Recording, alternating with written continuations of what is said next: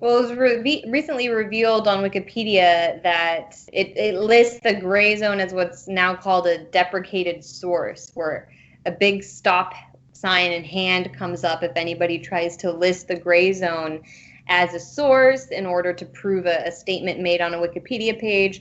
And that's really just because we do original reporting about Venezuela. A lot of the information I just shared with you is from stories that we've only published at the Gray Zone that doesn't really exist anywhere else. Or there's my colleague Aaron Maté, who's done incredible work revealing the fraud perpetrated by the Organization for the Prohibition of Chemical Weapons regarding chemical attacks in Syria. And based on real documents and real whistleblowers from that organization coming forward and saying they were pressured to cook up information in order to support the U.S.'s agenda, its regime change war on Syria.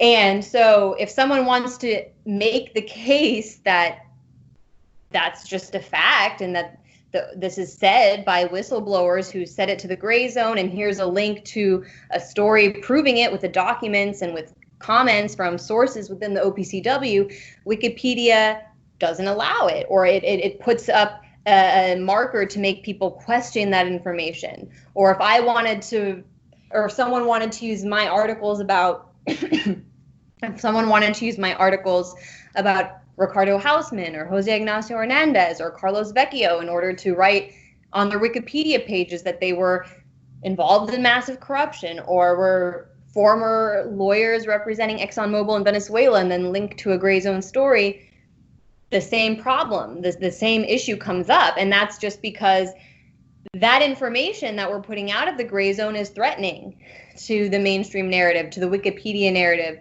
that most journalists in the United States and in Europe just support unquestioningly. And so that's why when we put out this information, the only point that our detractors can raise is to claim falsely that we're funded by a state, we're funded by the Venezuelan government, we're funded by the Russian government or the Iranian government or the Chinese government, and that's why we put out this information.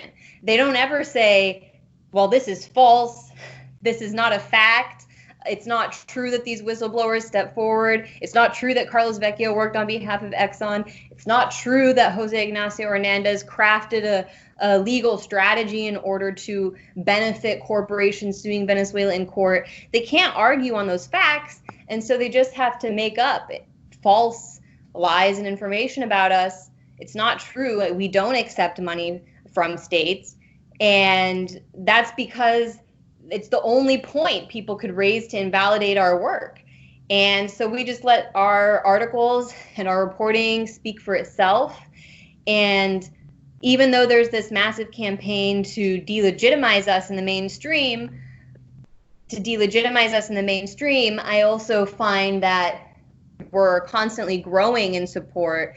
People are really grateful for information that challenges what they know to be untrue.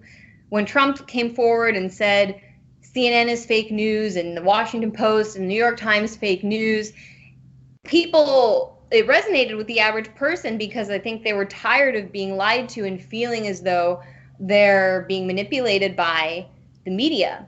And so when institutions such as the Gray Zone come forward and challenge those narratives, people really are grateful.